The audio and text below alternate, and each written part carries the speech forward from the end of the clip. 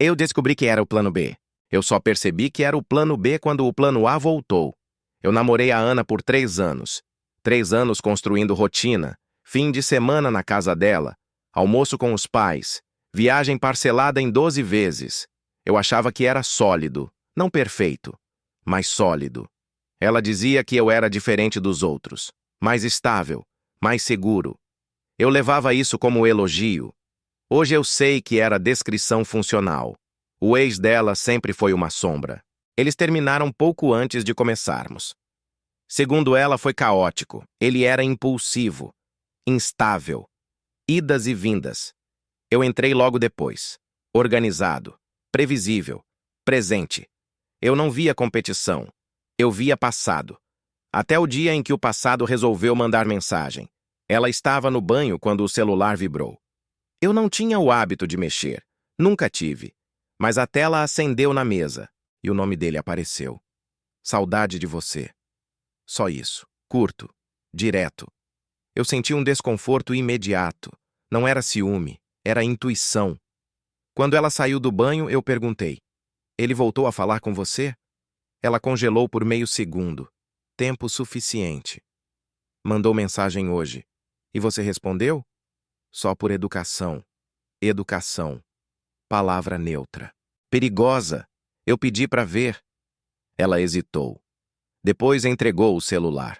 A conversa não era longa, mas também não era fria. Não parecia encerrada. Parecia em espera. Ele perguntava se ela estava feliz. Ela dizia que sim, mas não falava de mim. Não me citava. Não me nomeava. Era como se eu não existisse na narrativa dela. Eu devolvi o celular. Você ainda gosta dele? Ela suspirou. Não é tão simples. Quando alguém responde assim, nunca é simples mesmo. Eu fiquei em silêncio, esperando algo mais claro. Ele foi importante, ela completou. Importante. Eu também fui. Mas naquele momento parecia que existiam categorias diferentes de importância. Nos dias seguintes, ela ficou mais distante, distraída. Começou a mencionar lembranças antigas, histórias que eu já tinha ouvido, mas agora com outro tom. Menos crítica, mais nostalgia. Até que numa sexta-feira ela disse: ele quer conversar pessoalmente para fechar o ciclo. Fechar o ciclo. Eu perguntei: e você precisa ir? Ela demorou a responder: acho que sim. Acho. Essa palavra pesa quando está em jogo um relacionamento de 3 anos. Eu não fiz escândalo, não gritei, não proibi. Eu disse apenas: se você precisa fechar algo, então ainda está aberto. Ela saiu naquela noite. Eu fiquei no apartamento dela esperando. Não por controle, mas porque eu precisava saber qual seria a minha posição quando ela voltasse. Ela chegou quase meia-noite, olhos vermelhos, não de choro, de emoção. A gente conversou, ela disse. Eu esperei. E? Silêncio. Longo. Pesado. Eu estou confusa. Foi ali que eu entendi. Eu não estava competindo com o ex. Eu estava ocupando o espaço enquanto ele não estava disponível. E quando ele ficou, eu virei opcional. Mas a parte mais difícil ainda não tinha vindo. Porque ser plano B dói. Mas perceber que você sempre foi, destrói. Quando ela disse que estava confusa, eu senti algo que não era raiva. Era lucidez. Aquele tipo de clareza que vem fria. Sem drama. Sem grito. Só entendimento. Confusa sobre o quê? Eu perguntei. Ela passou a mão no cabelo andando pela sala. Sobre o que eu sinto. Eu fiquei encostado na parede observando. 3 anos. 3 anos não deveriam competir com uma conversa de 2 horas. Mas ali estávamos. Você quer voltar com ele? Ela demorou. Esse foi o pior detalhe. Se a resposta fosse não, seria instantânea. Mas ela demorou. Eu não sei. Essa frase desmonta qualquer homem por dentro. Porque não sei significa que a possibilidade existe. Eu respirei fundo. E eu fico onde nisso? Ela me olhou como se eu tivesse feito uma pergunta difícil demais. Eu nunca quis te machucar. Nunca quis. Mas quis manter opção. E manter opção machuca. Naquela noite eu não fui embora. Fiquei. Dormimos na mesma cama, mas não houve abraço. Não houve toque. Havia um espaço invisível entre nós. No dia seguinte, ela acordou cedo e disse que precisava de tempo. Tempo é palavra elegante para teste comparativo. Eu perguntei quanto tempo. Ela não soube dizer. Claro que não, porque não era sobre tempo. Era sobre decisão. Eu fui para casa com uma sensação estranha, não de abandono, mas de substituibilidade. Comecei a revisitar os últimos meses, pequenos detalhes que eu ignorei. Ela sempre comparava, não diretamente, mas sutilmente. Você é tão tranquilo? Você não reage como ele reagia. Com você é tudo mais previsível. Eu achava que era elogio. Hoje eu sei que era contraste. Eu não era a escolha apaixonada. Eu era a escolha segura. E escolha segura raramente ganha quando a escolha intensa reaparece. 2 dias depois, ela me mandou mensagem. Ele disse que nunca deixou de me amar. Eu fiquei olhando para aquilo. Ela não estava só me informando. Ela estava testando minha reação. Eu respondi simples. E você? Demorou quase 1 hora. Eu ainda sinto algo. Ali acabou. Não oficialmente, mas internamente. Porque ninguém que está inteiro com você diz que ainda sente algo por outro e espera que você permaneça estável. Mesmo assim, eu marquei de conversar pessoalmente. Não por esperança, mas por dignidade. Quando sentei na frente dela no café onde sempre íamos, eu já sabia o que precisava perguntar. Se ele não tivesse voltado, você continuaria comigo? Ela hesitou. De novo. E hesitação é resposta. Provavelmente sim. Provavelmente. Eu quase ri. Então eu era o suficiente. Enquanto ele não estava disponível, ela não respondeu, porque não havia como negar. Eu senti uma dor limpa, sem gritaria, sem descontrole. Só uma constatação dura. Eu fui a versão estável enquanto ela esperava a versão intensa a amadurecer. E agora que ele dizia que estava pronto, eu me tornava excedente.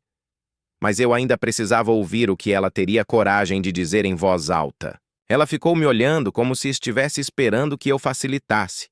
Como se eu dissesse que entendia. Que amores antigos são complicados. Que o coração é confuso. Mas eu estava cansado de romantizar falta de decisão. Você me ama? Eu perguntei. Direto. Sem metáfora. Ela demorou. De novo a pausa. Eu amo você. Mas é diferente. Diferente. Essa palavra é perigosa. Porque diferente quase sempre significa menor intensidade. Menos urgência. Menos risco. Diferente como? Eu insisti. Ela suspirou. Com você eu tenho paz. Com ele eu tenho... fogo.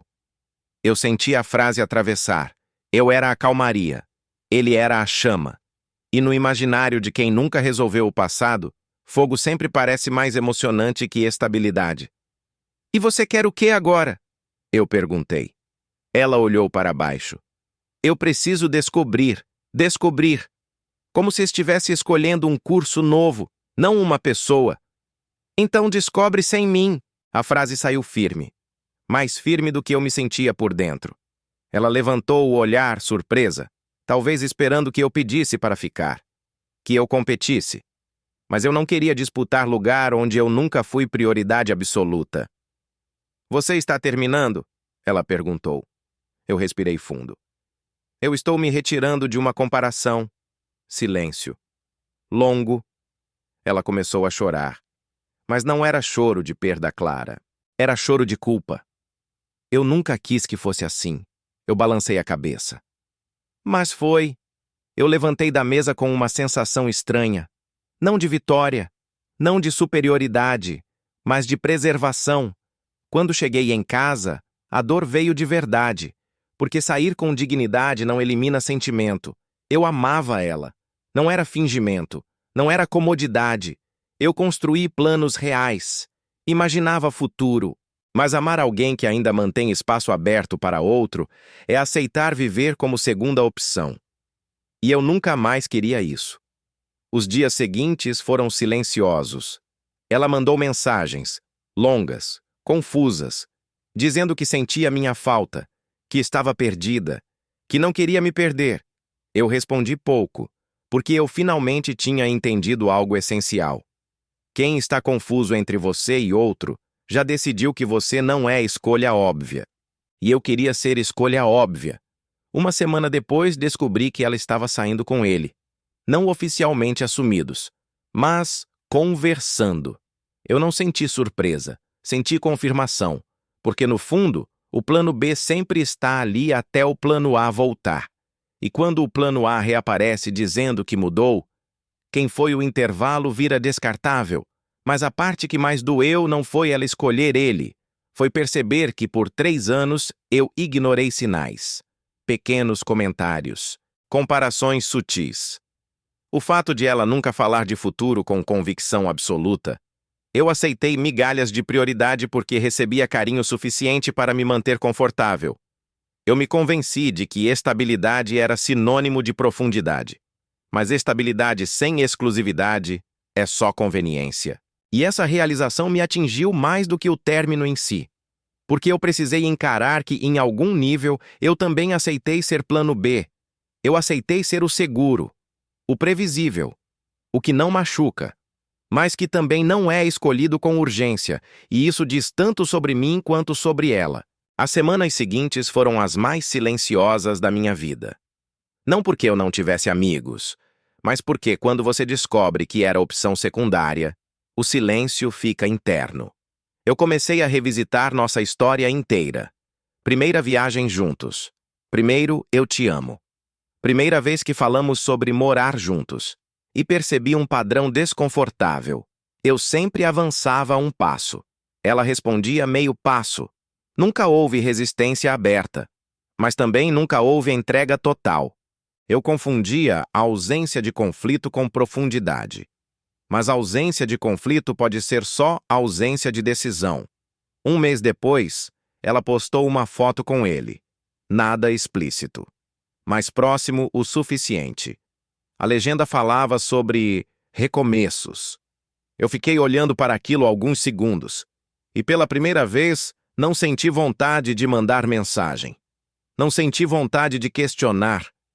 Senti algo diferente. Encerramento. Porque ali estava a prova final. Eu não tinha perdido para alguém melhor. Eu tinha sido substituído por alguém inacabado. Ela não escolheu estabilidade, escolheu intensidade. E isso diz mais sobre o momento dela do que sobre meu valor. Mas o aprendizado mais duro ainda estava vindo. Num jantar com amigos, um deles perguntou: "Você nunca percebeu que ela ainda falava dele com brilho no olho?" Eu fiquei em silêncio. Percebi. Mas eu minimizava. Eu dizia para mim mesmo que era passado mal resolvido. Só que algumas histórias não morrem. Elas ficam em espera. E eu entrei exatamente nesse intervalo. O homem que chega quando o outro falha. O homem que constrói enquanto o outro se organiza. O homem que segura o emocional até o antigo voltar pedindo desculpa. Eu fui o período de transição. E isso dói admitir. Mas admitir me devolveu poder. Porque eu também escolhi ficar quando percebia sinais. Eu também escolhi ignorar desconfortos para manter o que parecia seguro.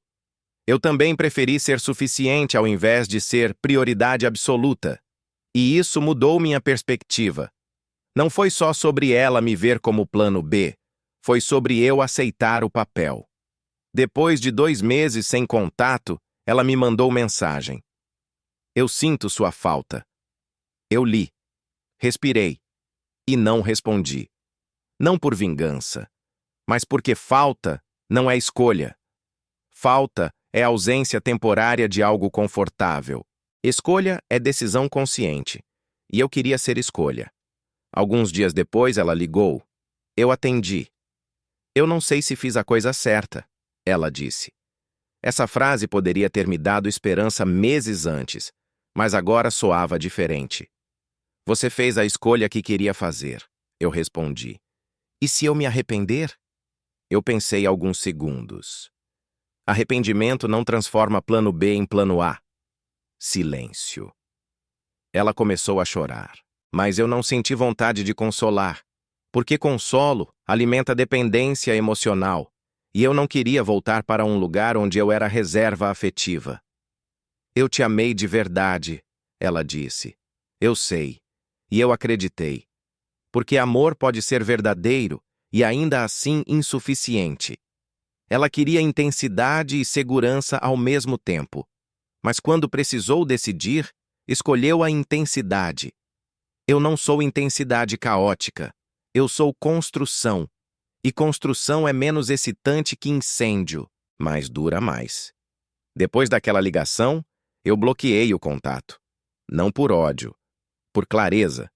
Eu não queria ser o porto seguro caso o fogo queimasse demais. Eu não queria ser o retorno confortável quando o drama cansasse. Eu merecia ser primeira escolha desde o início. E essa foi a primeira vez que eu realmente senti isso sem arrogância. Só convicção. Mas ainda havia algo dentro de mim que precisava fechar completamente. Não com ela. Comigo. Bloquear o contato foi a parte prática. Mas a parte emocional demorou mais. Porque sair de uma relação onde você foi plano B mexe com algo profundo. Autoestima silenciosa. Eu comecei a me perguntar onde, exatamente, eu aceitei menos do que merecia. Não na superfície, mas nos detalhes. Eu lembrava das vezes em que ela desmarcava algo comigo porque estava confusa. Das vezes em que eu sugeria planejar o próximo ano e ela respondia com "vamos ver". Eu achava que estava respeitando o tempo dela. Hoje eu vejo que eu estava ignorando sinais. Eu não fui enganado. Eu fui conivente com pequenas incoerências porque tinha medo de perder o que já tinha construído. E isso é humano, mas também é perigoso. Comecei a perceber um padrão antigo meu. Eu gosto de ser o estável, o que resolve, o que oferece segurança. Talvez porque, no fundo, eu acreditava que estabilidade garante permanência, mas permanência não é garantida por utilidade emocional, é garantida por escolha mútua. E eu nunca exigi escolha clara. Eu aceitava ambiguidade, porque ambiguidade dói menos do que rejeição direta. Só que no final, dói mais. Num sábado à noite, meses depois, encontrei um amigo antigo. Ele estava namorando há pouco tempo e falava da namorada com uma certeza que me chamou a atenção. Cara, quando é certo, você sabe. Eu pensei na frase o resto da noite. Com a Ana nunca foi certeza. Foi compatibilidade, conveniência, carinho real, sim, mas não convicção absoluta. E eu também não tinha convicção total. Eu tinha conforto, estabilidade, previsibilidade. Mas faltava aquela sensação de ser escolhido sem comparação. Eu percebi que eu também estava com ela porque era seguro, porque eu não precisava competir, porque ela já tinha vivido o caos e estava cansada. Eu oferecia estrutura. Ela ofereceu companhia, mas amor maduro exige mais do que encaixe funcional. Exige decisão. Algum tempo depois, eu comecei a sair com outra pessoa, sem pressa, sem promessas. E notei algo diferente em mim. Eu fazia perguntas mais diretas, eu observava respostas com mais atenção. Quando algo me incomodava, eu falava, sem medo de parecer exigente, porque exigir clareza não é insegurança. É maturidade. Numa dessas conversas, essa nova garota me perguntou: "O que você aprendeu no seu último relacionamento?" Eu fiquei alguns segundos pensando e respondi que eu nunca mais vou aceitar ser escolha provisória. Ela sorriu. "E como você sabe quando está sendo provisório?" Eu respirei fundo. Quando a pessoa não fala de você no futuro com naturalidade. Quando existe sempre um talvez. Quando você sente que precisa provar constantemente que é suficiente. Eu conhecia bem esses sinais agora. Eles não eram mais sutis. E o mais importante, eu não sentia mais necessidade de competir com fantasmas do passado de ninguém.